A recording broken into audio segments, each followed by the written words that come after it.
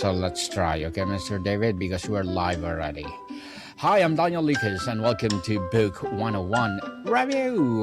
Book 101 is all about the books that I read for the last 40 years. And today I have my special guest. He's a podcast host as well, a poet, and of course, an author. And after retiring from a career as a global energy executive, and the author of the book The Savage Path, no other than Mr. David Savage. Thanks for having me on, Daniel. I appreciate you providing this opportunity for me to talk about the book and the topic of masculinity. Yes, welcome, Mr. David, on Book 101 Review. And can you please introduce more about yourself that I miss? So I had an energy career for 31 years, and I traveled all over the world, which was very enjoyable to me. I have a passion for geopolitics, and I've learned a lot about other cultures. Was surprised, what you see about Middle Eastern culture, for example, when you're watching the news, is very different from actually, traveling in those countries and how warm and friendly those people really are. So I was very pleasantly surprised almost everywhere I went. I was a high level manager, so obviously I had my employees taking very good care of me. So maybe I got, just a real good view. But I retired at the end of 2018, and then went to work for 1 year. And then when the COVID pandemic hit, I was having to furlough people and lay them off. And I didn't really need that job. I was working for fun. So I decided to resign. And then I decided to write this book. Yes, and thank you so much for sharing your knowledge and wisdom to the world, Mr. David. Thank you. So today, let's talk about your book, The Savage Path. So tell us, what was the key experience or realization made you embark on the Savage Path, and what did you hope to discover or reclaim? Well, I believe that today masculinity has a bad rap. It's been under attack of feminism since the 70s, some of that deserved, but traditional Christian masculinity, and that is, marriage and raising a father and being the spiritual leader of the home, all that has kind of fallen away, and there aren't very many models out there. So what we have today, at least in the United States, is a manhood fog. And a manhood fog is not good for young men. That's what it results in is confusion. Um, Men who are confused, they settle for less in life, but they don't know it's less. They create problems. We have addictions, and pornography and gaming and alcohol and drugs, and then they guess at their masculinity and hope it works. So that's really what I was trying to address when I was writing the book. Interesting, Mr. David. Why did you choose the word savage for the title? Is it a critic of outdated ideals or reclamation of a primal self or something else entirely? It's my last name. So uh, if you look at the cover of the book, I've been an avid backpacker my entire life. Always enjoy being outdoors, and I have backpacked all over the place for 40 years. And so the metaphor for the book is the Savage Path, which is my path, David Savage. And the way that I portray it and lay it out in the book is, look, there's a trail, and there's a well-defined trail that you can see in the cover of the book. That's actually me on the cover in Glacier National Park. And when you hike the trail, it's a lot easier to hike than just, like this one represents the switchback, instead of just going straight up or straight down the hill. And the way I view it is, a man needs three things in this world. He needs a will to obey, and I think that's God's will, a work to do, and a woman to love. Now, in my life, as I was proceeding through, there were times when I wasn't really too obedient to God's will, and I was just out there doing things, and I was in my sinful Mhm, lust and greed and everything else that we all deal with, and mhm. that's when you're off the path. And when you're off the path, that's when you get lost and you're in the wilderness and you get scratched up and you're walking around deadfall and you don't really know where you are. And so that's the whole metaphor, is like, this is my path. And what I found is that when I stayed on the path and was in God's will, then things generally went very well. And when I was off the path, didn't go so well.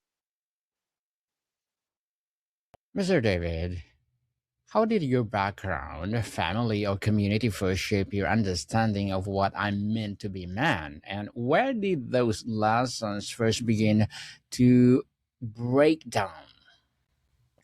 Well, my father was in the Air Force, and so we lived in Germany when I was a boy, and so I'm very patriotic. So God and country have always been very important to me, and that was when I got involved with the Boy Scouts of America. So a lot of my whole uh, growing up, an impression of manhood was from strong military men.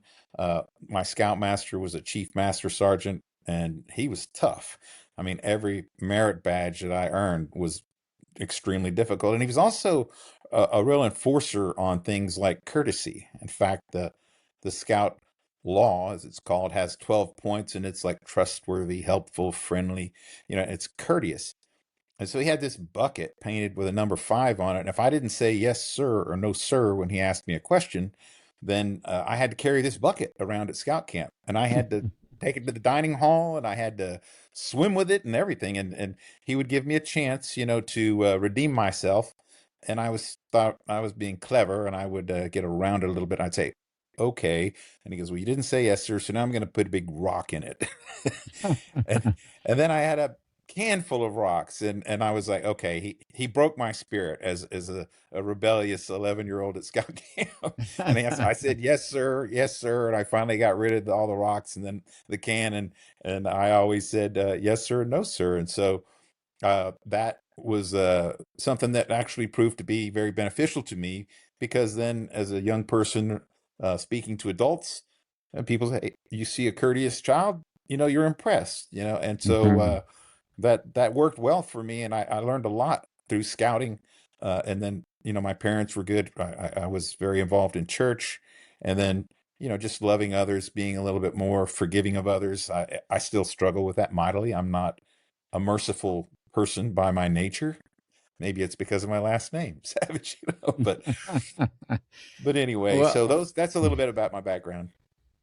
interesting, Mr. David. So let's talk about mass versus self.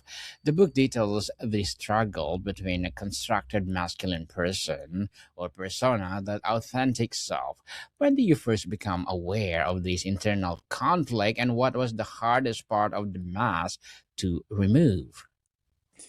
Well, so I think today, especially, it's very difficult because you're projecting these images through social media. So you have your accounts like on Facebook, and everybody just posts all the great things that are happening in their life. They don't really want to share about the difficulties and the struggles we have and the things that we're ashamed of. And so what happens is that pretty soon, you've papered over, the real face and heart, and you've got this phony image. And then when you really want to talk to someone, you're very lonely and isolated because you know that you presented a fraudulent image, to the outside world. And then you become more and more isolated, and that draws you ever inward and into depression. And so I didn't experience that myself.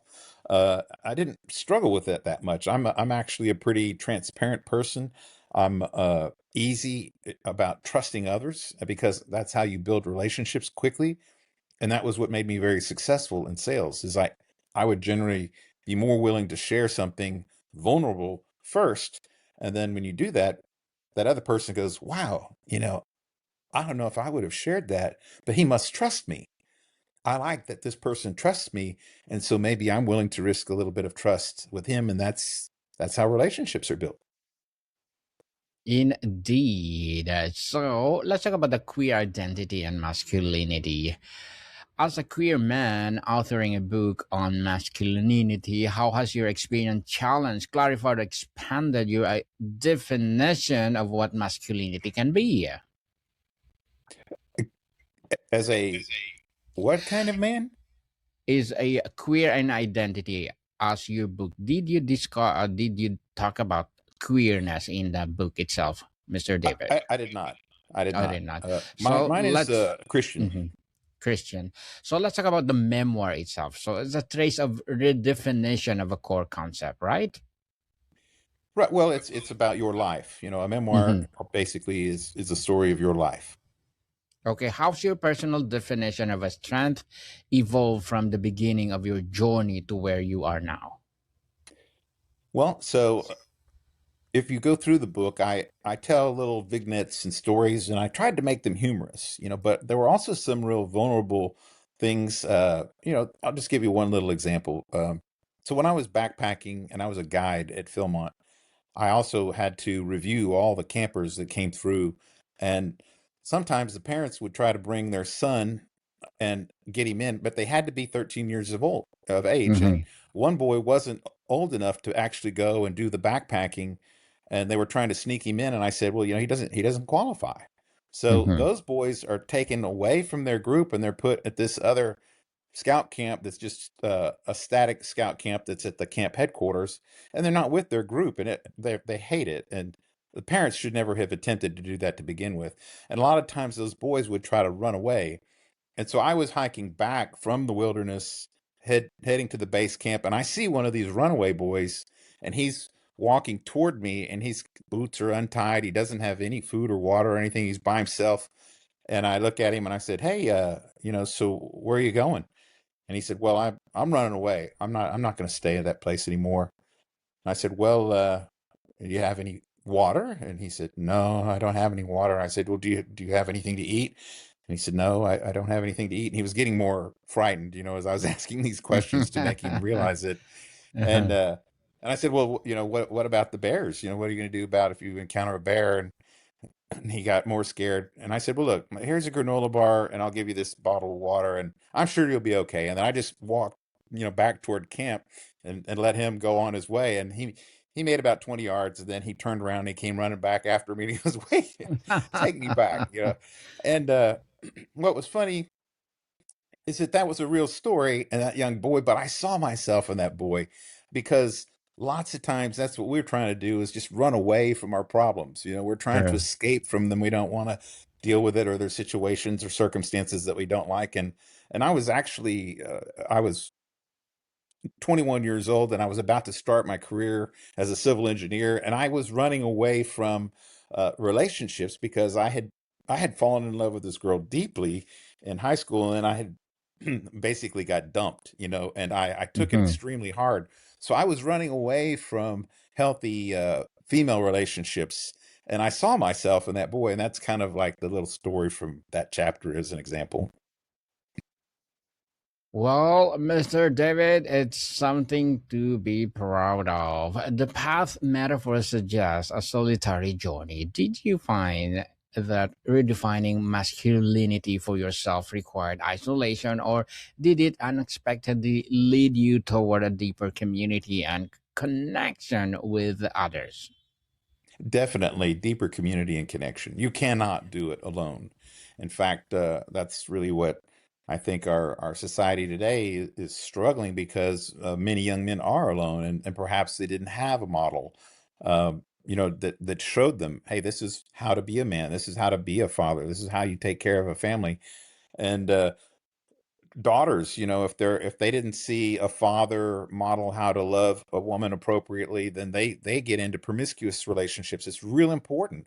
The role of a father and a man is extremely important to our society. And you know, you need other men to hold you accountable. You need people that you can trust, and then you need to say, look, I'm struggling with you know, pride. You guys, you know, you have podcasts. You've been quite successful, haven't you, Daniel? And so we have to be Yes. careful about thinking too much of ourselves. And so one of the things that I've done in terms of just my own podcast, I created a nonprofit because mine's Christian based, and that Hmm. way, I was at Podfest. There's a lot of people at Podfest that are promoting, you know, monetization of your podcast. And I True. said, well, I'm not really interested in monetization because you know, I'm a nonprofit. So I'm, you know, I'm asking for grant funding or donors. And by putting myself in that position of dependence on others, that helps keep my pride in check. So the only affirmation I get that anything's going well with my podcast or my book is because other people believe in it and other people are willing to spend money and invest in it to see that it grows. And so that's just one example of how you need guardrails and friends and other men, to help you with your blind spots. Indeed. So, Mr. David, let's talk about the external noise. What are the loudest, most contradictory messages about masculinity that men receive today, and which one do you think the most damaging or paralyzing? Well, I would say this whole gender issue, God made man and woman. There's male and female. It's a binary system. I Yes. don't think you can choose that I'm going to be something else today. Now, look, those people, they need help and they might have some trouble or they might need some counseling, but you physically, you're an innie or an outie. And so I think, you don't have to do anything but look down the front of your pants to know what you are. Hmm. And so all this confusion, and then it's attention seeking and now it's like, should these people be competing in sports? And so, if you're a young man today and you're saying, hey, I want to be a good godly man, like my father, or let's say he has a good role model, and then he gets attacked, by strong opposition, uh, and those people are entitled to their opinions, but our society needs strong, capable young men. They're the ones who fight our wars and will be the future leaders of our country. And if they're living in their parents' basement, they're watching, video games and porn and smoking pot, that's not going to help us. I just watched that movie actually to prepare for this show, Failure to Launch, last night with Matthew McConaughey, which was a great and humorous movie, but it kind of glorifies these three men, Bradley Cooper, Matthew McConaughey, and the other one, and they're all in their mid 30s still living at home, and that's not a good model. So what we need is we need models in our entertainment industry, in movies, in books, to say, hey, that's a guy I want to be like. I mean, I don't know, Daniel, do you have someone that you look up to or that you emulate that you want to be like, as a model? Did you have someone like that? Yes, indeed, a lot. Like the late Steve Jobs, or Elon Musk, or Steve Bezos, or these mogul entrepreneur. You know what? That's a terrific example. So Elon Musk, he's incredible. I read his book Liftoff, since we're talking about books here too, Hmm. and so I was down last January, actually just a year ago, about this time, in South Texas because I go fishing with some of my fraternity brothers. We have it's called a blasting cast, so we go duck hunting and fishing, and it was kind of slow, and then we realized, hey, Bahia Blanca, where they launched the SpaceX rockets from, is just right over here, an hour away. So we Hmm. drove over there, and I was able to watch a SpaceX launch in person. And I'd seen shuttle launches, and I've always been kind of a space fanatic because, I was 9 years old in 1969 when we landed on the moon, and it was a huge thing, for me.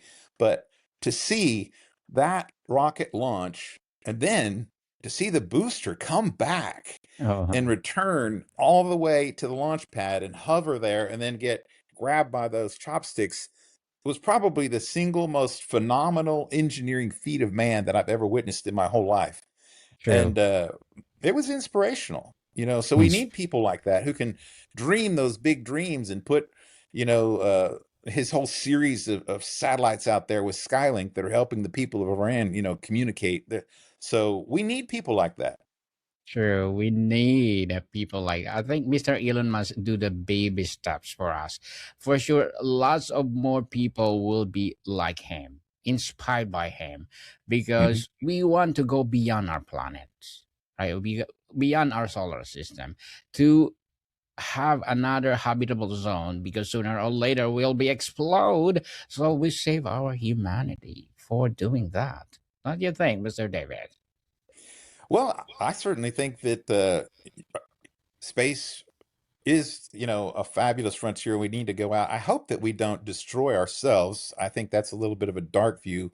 Again, as a Mm-hmm. Christian, I believe Elon Musk is a wonderful individual and everything, but he's not really a very good example of how a father should be to his children and how he drives the people at work, to exhaustion. And, so you have to be careful that you're not just one dimensional, that you have balance in your life. And that's what, like I said earlier, I think, to me, a healthy man is a man who, has a will to obey, and that's God's will for me, a woman to love and a work to do. And so his work to do, man, he's aces on that. Mm-hmm. Yes, I read the book of Elon Musk by Walter Isaacson. Mr. Elon Musk started with dysfunctional families. So Christian base is not wisely implemented. So if Mr. Elon Musk grew up with Christian teaching and plus those ideas, must probably most more, let's say the outcome is more better, right? Because Yeah, with the Christian hopefully. I base. mean, I hope he has many children, and I just wonder, you know, what his children think of him. And in the end of the day, our children are really our true legacy. And I True. just want my children to be proud of me. I want them to know that I love them and that I put them first and that they were a very, very high priority in my life. And I think that's extremely important, and they need to see that. We all need to see models. We want to copy something. I just did a FaceTime with my granddaughter this morning, so I'm a grandfather, and it's just fantastic. And I have a grandson who just turned 1 last week, and I have a granddaughter who's 15 months. And so now we're FaceTiming, we're beginning to interact because they don't live nearby, but you know, they just need to experience unconditional love. But then also take them on little hikes, and look at every little bug and teach them about nature and teach them about insects and animals and, what you can observe from creation from our creator. And that's demonstrates how much he loves us. If you just I'm just looking at the picture of my book there, Glacier National Park is one of the most spectacular places on the planet and its Mhm. natural beauty. And so that's where I think being out in nature is really essential to show your children that, to be still and know that I am God. And then, not get too wrapped up in news cycles and, those things that can distract us and pull us down. Mr. David, let's talk about forgiveness. On the path like this, there's often a need for forgiveness of others, of past models, or of oneself. What was the process of forgiveness look like for you? Well, it's difficult. I would have to say that for the majority of my life, I was a world-class grudge holder. And I'm not proud of that.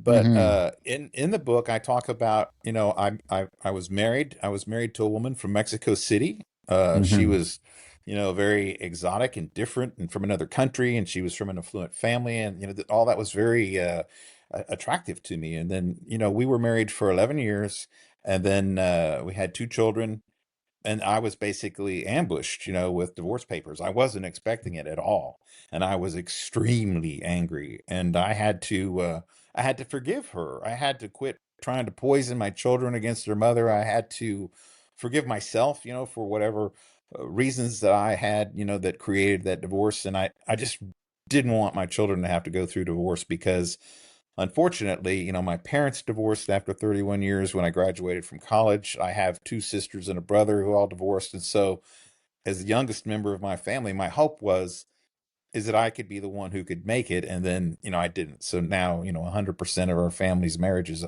ended in divorce. And so forgiveness has been a big journey for me. And I think it's extremely important. You have to learn how to forgive others, forgive yourself, especially, in your most intimate relationships, with your wife, your children. I apologized. I remarried. I have some stepsons, and, we had some issues, with alcohol and drug abuse. And so we learned through going to those 12-step meetings, that the first thing you have to do is, you have to make these amends before you can restore the relationships. And so I've seen that worked in a very formal way through the alcoholism of family members and friends. And so forgiveness is extremely important. All I try to do now is shorten the cycle time from when I know I'm wrong to the time that I ask forgiveness.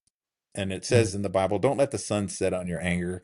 And I had let that happen too many times. But now I think I've gotten a lot better in my cycle time and responding, saying, look, I was wrong. I'm sorry. Please forgive me. Mhm. Definitely, yes. It's hard to ask forgiveness. But if you do it, it's priceless, people. It's priceless. And to forgive others too. Beyond critic and struggle, what are the sources of a genuine joy, peace, and freedom you discovered in this new, more integrated understanding of yourself? Well, I would say the secret it is a personal relationship with Jesus Christ because we strive and we struggle, and what you have to do is you have to ask God. You said, there's a great Mark Twain quote, and it says, the two most important days of your life are the day that you were born, and the second is the day that you learn why. Mhm. So it's like, Daniel, Yes. you have gifts, talents, skills. I've been given gifts, talents, and skills, and there's a purpose. I believe that there is a heavenly, extremely important purpose for each one of us as individuals, and so you can resist that and you can fight that, and that's when you're living that life off of the path, and it's harder. And that striving, and our society really kind of promotes that. You just always got to be striving and working, and well, that's exhausting. But if you Hmm. are if you are working in your giftedness, if you really have special, like for example, I can write poems easily. I just have a gift. So when you watch someone who's a tremendous athlete on the Olympics or football or any sport, there's just some people that just make it look so easy.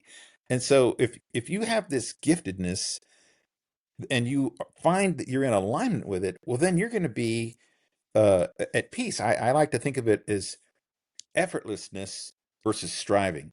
So if I'm and here's a good example. So if you have you ever been bird hunting with a bird dog? Not yet, Mr. Okay. David. So if you've ever been bird hunting with a bird dog, whether it's with quail or dove or duck hunting, these dogs are bred specifically for that purpose of retrieval. They want to go fetch that bird, bring it back, and please their master. That's all they want. And they're Hmm. so excited about doing it. And when you watch them, you're like, wow, man, that dog is amazing. And they're just waiting and waiting, and they're so anxious, and they're just so eager to please. And they obey their commands, and then they say, okay, now go hunt them up. And they'll just spring back and forth, and they will wear themselves out back and forth in the field in front of you, and flush and point on these birds, and then you shoot one, and then they'll bring it back to you, and then you pet them, you acknowledge them. But I want to feel like I'm that clearly in my purpose, and to the point that it's almost like an instinct that I Hmm. don't have to wonder. I know this is what I'm here for. This is what my gift is for. I'm like a bird dog, and I'm bringing birds back to please my master. And if I could feel that, man, that's joy. That's my definition of joy. That some joy for sure. It's again priceless, people.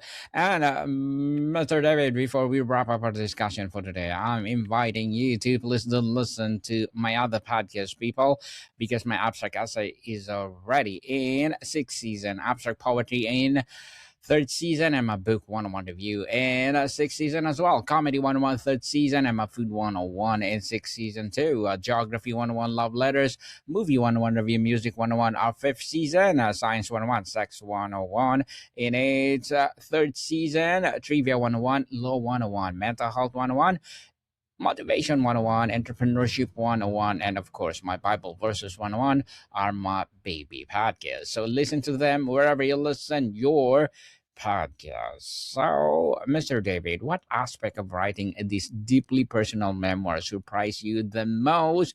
Perhaps a memory you had not considered, an emotion that refers surface, or a new clarity you gained? I would say probably a new clarity that I gained, because when you go to write something, it's no small effort. Writing a book is not a small effort. And then when you're writing a memoir, it's even more significant because it's about you. It's about your life. And you're looking back at the events that shaped you, and it's, if you think of us as like being sculpted, there's this rock and then you just get chiseled away and you remember all the little blows, that kind of made you. And so I had a much deeper awareness of the importance of the people that were invested in me, the scoutmasters, the teachers, my parents, my friends who helped me through the divorce. I when I did my podcast, I actually went chapter by chapter in my book and had a guest on my show who was in my life at the time, of Mm-hmm. that chapter, which was really I'm so pleased that I did that, because even after I'm deceased, my children will have that and will know more about, what I did, why I did it, and it's kind of an audio record of it. And so I would just say I've had greater clarity in every aspect, but especially in love, and that, so I remarried in 2002 to Kim, and we've been married for 24 years this year, and she's just been the love of my life. And, getting it right the second time after really properly evaluating what I mean, really, when I got divorced, I had no intention of ever getting married again. And I had to really do a pretty deep self introspection on that. And I realized that I didn't have a very good criteria the first time. And so I reevaluated my criteria. I decided that I really was intentionally looking for a woman to marry. And guess what? For all you listeners out there, I mentioned this one podcast that, when you take the SAT and you're trying to get into the best schools in the country, you want to be in that top Yes. quartile. Well, if you want to be in the top quartile for all the most wonderful women in the United States, just go ahead and say, I'm looking for someone to marry, because all the other men aren't saying that. They're not willing to be intentional about it. And so, boom, you're going to put yourself in the top quartile right away just by Yes. saying, being intentional about it. And I really believe that. And so that's going to open up the possibilities, because women have greater risk in marriage, especially if they're planning to have a family, because they're like, my body's going to change. I'm going to bear a child. I need a reliable man, and so they're looking for things like that in men. And that was something that was really quite a revelation to me. And Lord has been very good to me, blessing me with my wife Kim now. Yes, people, claim it. Claim it, that mindset that I want to be a number one podcaster. It will elevate you. And Mr. David Savage, thank you so much for sharing your knowledge and wisdom to the world. So can you please invite the listeners to support your book, your advocacy, or whatever projects that you're doing right now? Yes, I would just like to send them to my website, www.thesavagepath.com. You can learn more about me. You can see I have about 127 episodes up. So I've been around for 4 years, lots of content out there. And my podcast is called Wrestling with the Inner Man, if you want to check that out. Mhm. Wrestling with the Inner Man. Yes, people, let's support Mr. David Savage, because if you support him, for sure, more and more empowering episodes of the podcast itself, more and more empowering books like this to rise. So, Mr. David, thank you so much for your time. Thank you, Daniel. I appreciate it very much. And hey, I'd be interested in being on your music one too. I got a real passion for music. Definitely, and my Bible Verses 101. What Yeah. don't you think? Yes, I will send you an invitation for that. And again, people, see you next for my next episode. Mr. David, thank you so much for your time. Thank you, Daniel. Welcome, people. See you soon.